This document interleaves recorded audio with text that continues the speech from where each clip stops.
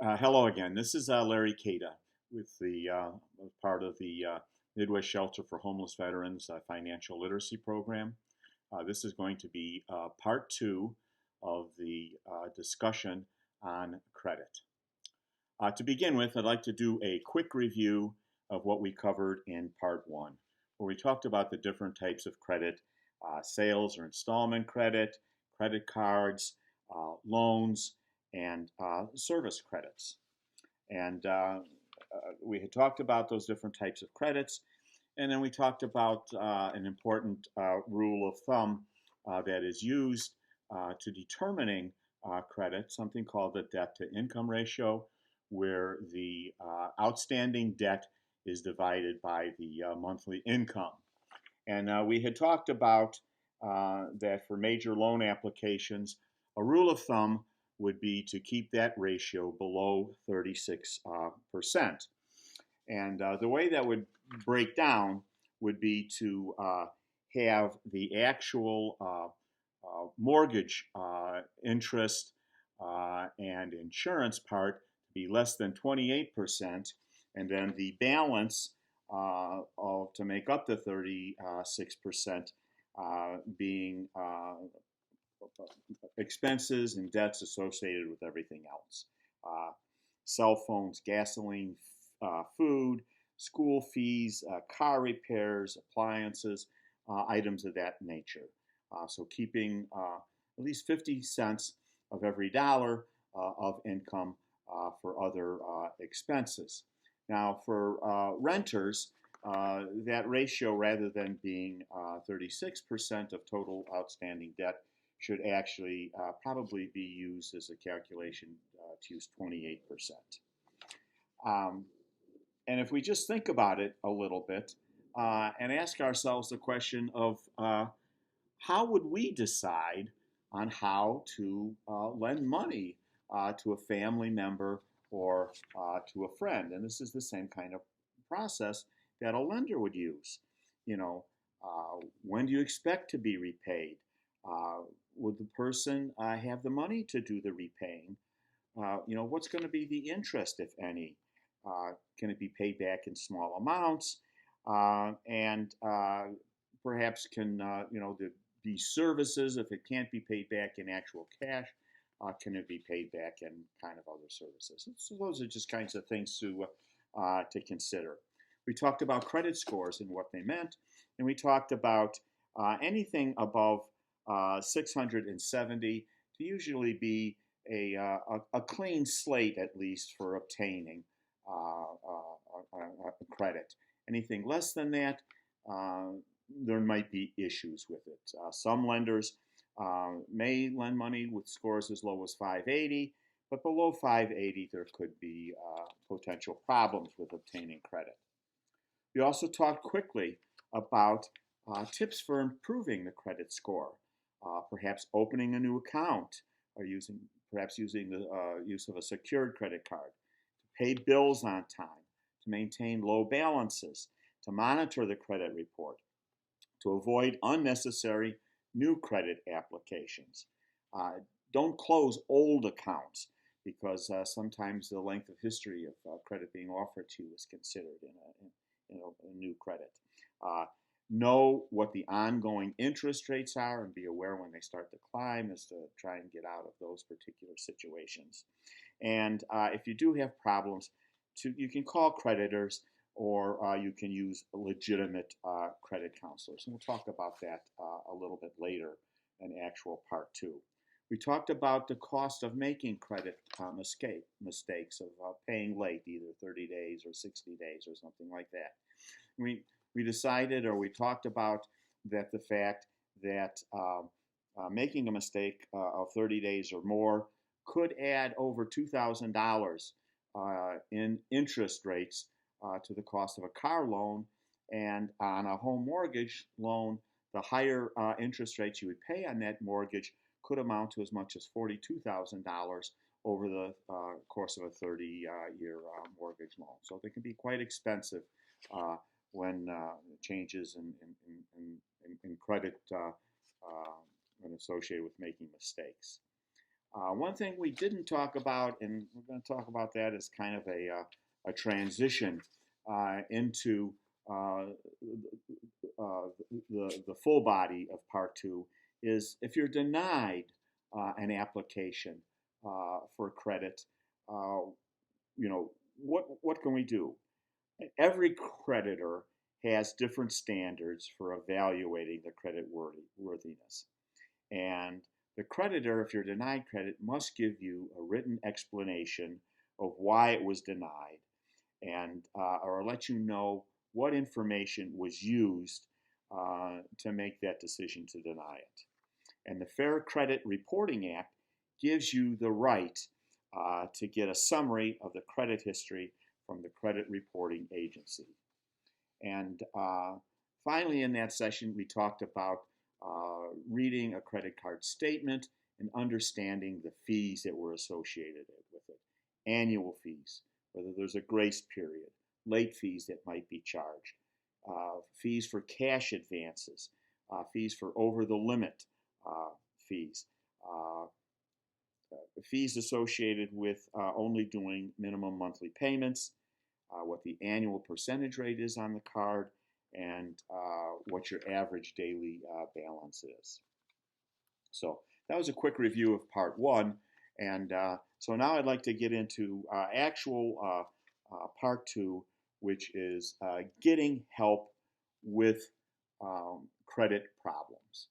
Now, if you've been building up a lot of debt on credit cards, one of the first steps that we can do to start getting control of that debt and climbing out of the hole is to go through a series of setting debt priorities and setting up a type of a payment schedule that would, over a period of time, get us out of the hole. And so on page 4, 5, 6 of the packets that you've been sent on this Part 2, we talk about a mythical person by the name of John, and his total debt on credit cards is $4,627. Now, he's already gone through a budgeting process, and he's determined that after paying the minimum balance on all of his credit cards, he has a little surplus of $275 that he can use to work off that debt. And so the next thing would be to work on starting to work out a plan to pay off the debt. And page 7 of that of the packet goes through an example. The first thing to do would be to, after you've determined your budget and how much surplus you have to pay off in addition over and above the minimum payments, is to list all of your debts and associated with the corresponding interest rates. And if you'll notice on page 8, we can go through these simultaneously. As I talk, you can see the boxes, and it's kind of a plan how to do it. So you would list all of your debts, and on that plan, you'd go from left to right. You would list the highest interest owed to the far left, and then in the descending order, the interest rates and the amount of the debt.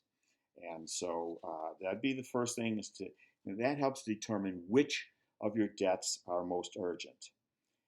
You want to, of course, cut any of your spending so that you can stay within that surplus of $275 to apply for paying off the debt. And then you also want to be able to work with creditors, and ultimately you want to be able to plan your life after the debt. So if we looked at that sheet on page 8, and we look at what the debts were that we found that John owed $900 to a furniture store at 18% interest. His minimum payment was $18. The Discover card was $427 with an interest rate of 15%, and the minimum payment was $20. The Visa card, he had $1,800 outstanding, and the interest rate was 14%, minimum payment $36, and John owed his mom $1,500. She wasn't charging any interest rate, but he wanted to pay her at least $25 a month. And so listing those debts again from left to right with the highest first, you can see that paying off the $18 with a part of the surplus that he has, he can make a payment against the furniture store for $194, and then that would use up all the surplus, and then for the rest, they'd just be the minimum amounts, the 20, the 36, and the 25. Now that would continue up to week 5, when he would have paid off the final $900 that he owed. Now from then on, he then shifts over the surplus, and he would find that he'd be able to make a payment of $214 against the Discover card, and that would be his last large payment. The next payment would be $43, and then by week 7, he would have that debt paid off also, and he would start working on paying down the Visa card. Now, as he does that, starting in week 8, he would then, starting in week 7, he would pay Visa $207. Then the following months, he would pay $250 up until week 13, when his final payment would be $127, and then he could finish paying off his mom with the surpluses. And you can see on that chart on page 10 that he would pay $148 in week 13, and then final payment of $227 would be paid in, excuse me, I've been saying weeks, it's actually the months, the month 17. So in 17 months, just a little bit less than a year and a half, he would have paid off all of those debts. Now that also assumed that there would be no increases in these types of debts charging interest. So that is the type of a way that you can manage to pay off your credit card debts. The next page, page 11, contains a blank sheet for use to determine your own plan to pay off your credit debts, following the same types of procedures. Listing out your debts with the corresponding interest rates, listing them from left to right in the columns in descending order, from the highest interest rate to the lowest interest rate as you move across. Okay, so they would be arranged and paid off again against the highest interest rate, and then in the succeeding lower ones that would follow. So the next thing that I'd like to talk about is that now we know a little bit about tips about credit repair. We've talked about a little bit of a plan, a way of a plan to have reducing our credit card debt. I'd like to talk about, well, why do we want to do that? Why, what are the consequences of having too much debt? If you get in a situation where your debt is too great, that you cannot make your payments, some of the consequences that you face are a wage assignment, against what your wages are. You can also have wage garnishments that are put forth. Now, most of these consequences would have to be agreed to in advance and are usually contained in the small print with the credit agreements that you sign at the very beginning. So it's important to read what the conditions are of any of the debt that your credit that you're applying for, that you would know. In a situation where you have a home and with a mortgage, if you're unable to pay your mortgage, there can be foreclosure steps. Now, currently, we're in this COVID 19 crisis. And so some of the rules have changed a little bit, and some of the creditors are a little bit more lenient about their terms. But in normal circumstances, these are some of the consequences that you can face: wage assignment, wage garnishment, or perhaps even foreclosure.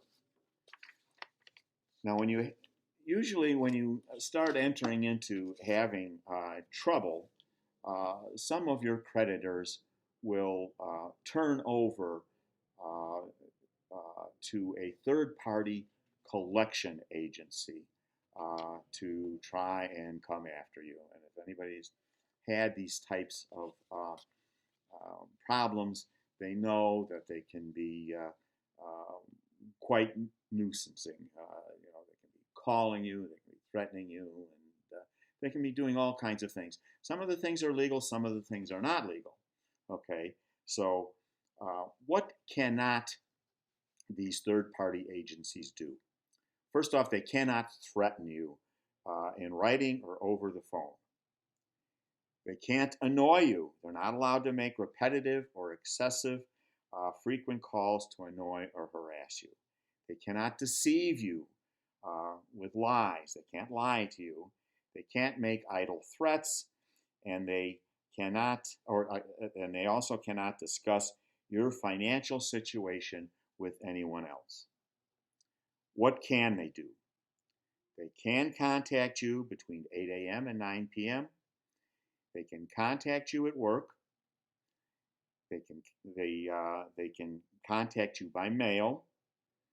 They can contact others to get information on you. They can ask you for a post-dated check. They can report your delinquency to other credit bureaus. They can raise your interest rate. They can repossess your purchase. They can talk to you about court actions and court judgments against you. They can revise the terms of your initial agreement, and they can also accept a settlement. Now, settlements, they can sometimes write off a portion of the debt and settle for a lesser amount. So with these things that they can do, it's important that you know your rights. And your rights are contained in something called the Fair Debt Collection Practices Act. And on page 14, it shows you a typical letter that you can write that will help you straighten out some of the problems. Now, there's also different types of debt options that you have available. You can sometimes settle with a creditor through that agency, or with the creditor direct, by reaching a lesser amount and entering into an agreement, and they will forego the balance. There's usually certain conditions that are associated with that. They'll want that lump sum payment, and they'll want it by a specific date. So, for example, if you have $1,000 of credit that you're working on a debt settlement, maybe that company and creditor, instead of accepting the $1,000, he'll settle for $600. But he'll say that within 2 weeks he has to have that $600. And if he does get it within the $600, he will write it off. Okay. Now, if that does in fact happen, you want to make sure that you meet the terms and that he also meets the terms. And so if you pay it off, you also want to monitor in the future of your credit reports that we talked about in part 1, looking at your credit report to make sure that it is removed from your credit reports. Now, debt settlement sometimes isn't the best thing to do. It can hurt your credit for the future. Other creditors, if you apply for credit, may see that you're not paying off the total balances, and they may be reluctant to lend to you again. Also, if it's made through a third-party agency, the the third-party agency will take their fee. They'll take their fee out first, and it's only the balance then that is paid off to that creditor. And you are still responsible for the taxes that were charged on the total amount of the purchase. The next type of option is debt management, which allows you to pay back the full amount, but perhaps over a longer period of time. Credit counseling agencies, reputable credit counseling agencies, can help you negotiate and process a debt management. Before deciding on a credit management, debt management company, you want to do your homework and check out background information about them. Ask them security questions. Ask them about the debt management plan questions, and also ask them if there's any educational services that are available to you that can perhaps teach you some of these things. Sometimes you can enter to do the debt management yourself without going through a credit counselor if you know how to contact your creditors directly. Another thing that's used is a consolidation loan, which will take all of your outstanding debt consolidated into one big lump sum and take out a loan against that. Using this, the main drawback of this is that associated with that, you may end up paying more in interest rates over the long run. There's also, available legal actions in the form of bankruptcy. You can file for bankruptcy. You want to know the terms of what the bankruptcies are. And Chapter 7, which is the quickest way, will eliminate all of your outstanding debt, but that does remain on your credit report for 10 years. And then there's also Chapter 13. In the process, and you also in Chapter 7, you lose possession of all of your goods. In Chapter 13, you do retain ownership and possession of your assets, but you have to pay back the debts in a period of 3 to 5 years.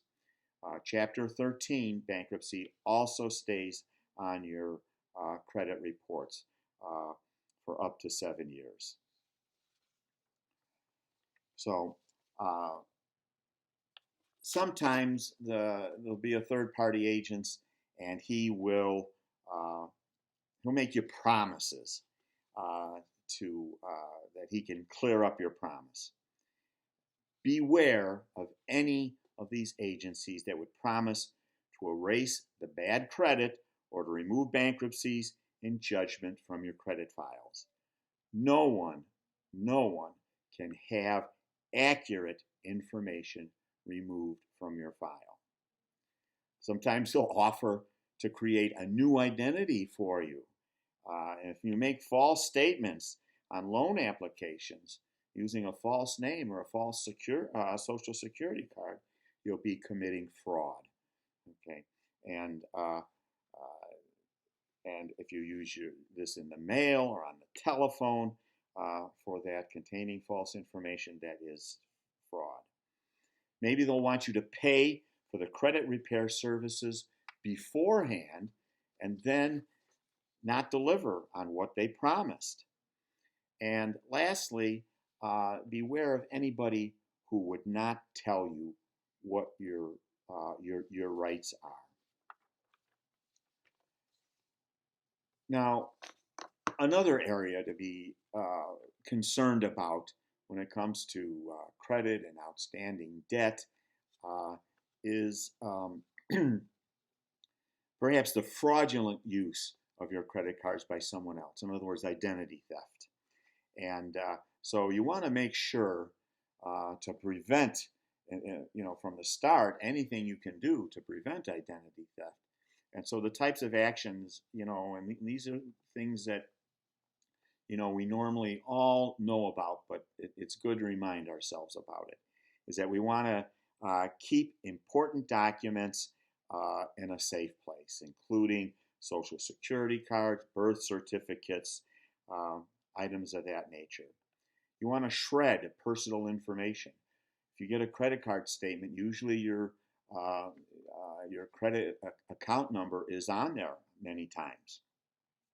You don't want to dispose of important material in trash cans.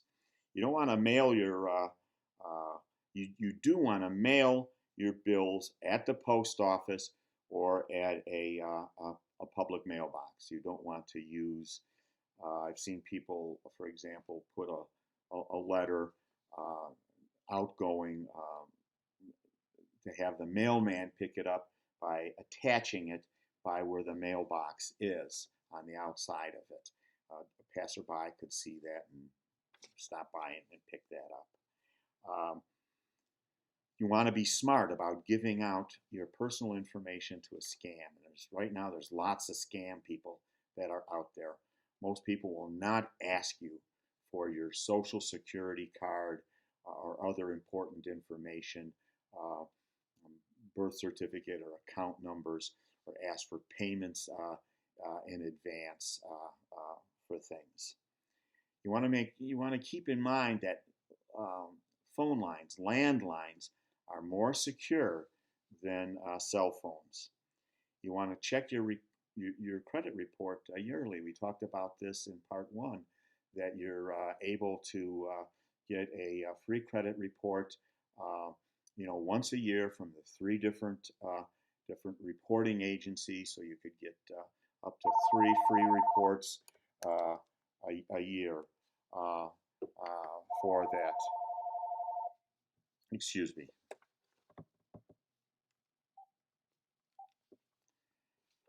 Sorry about that.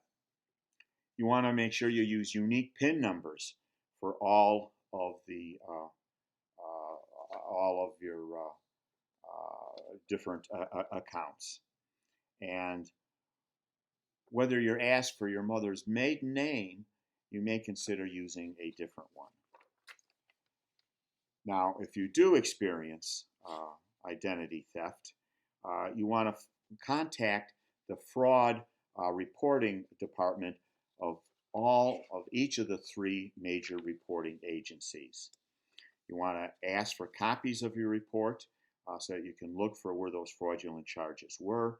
You want to contact the creditors, and the credit card people, let them know that you suspect credit card fraud. They'll go through a series of questions of when you used it last for your normal purchases. You want to file a report with your local police station. You want to contact the Federal Trade Commission, and page 21 of that packet that you received contains the information of that agency. And if someone is using your Social Security number to apply for a job, you want to report it to the Social Security Administration. Now, once you've had the bad credit, I'm again going to go through some of the steps that you can do to try and rebuild your credit. You can apply for a small loan. You can apply for credit with a local store. You can make a large down payment on a purchase and negotiate credit with them. Pay your bills on time and use the credit improvement plans that we've been talking about.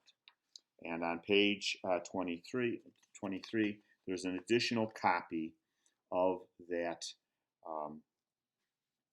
credit improvement plan that we talked about in part 1 and also at the very beginning of this session. Credit references. The next page, on page 26, does contain the different references, the websites and the phone numbers of the 3 reporting agencies, the Social Security Administration, your local, you can contact your local attorney generals, Better Business Bureaus. For identity theft, you can contact there's a website there where you contact them. Some reputable sources for credit management and debt management uh, would be the Family Credit Management website, the Federal Trade Commission. You can get your annual credit reports from Experian, Equifax, and TransUnion, and you can use free credit score as credit.com, and there's one called Credit Karma that you can use.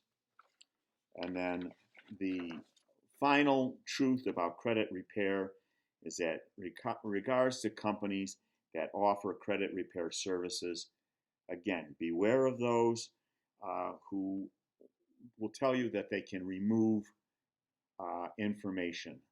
No one can remove accurate credit information.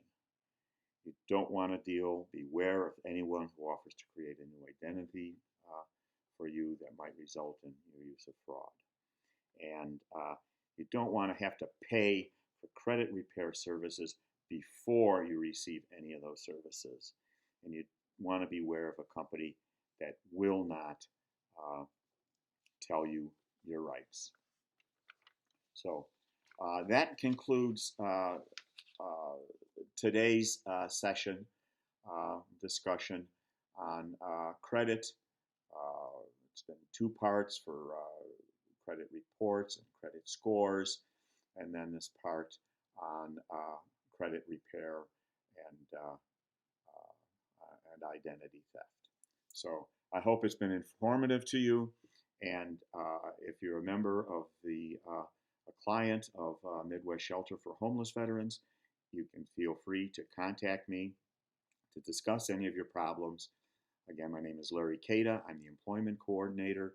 I can be reached by phone at 630-871-8387 or via email at larry@mshv.org. And I hope this has been informative for you.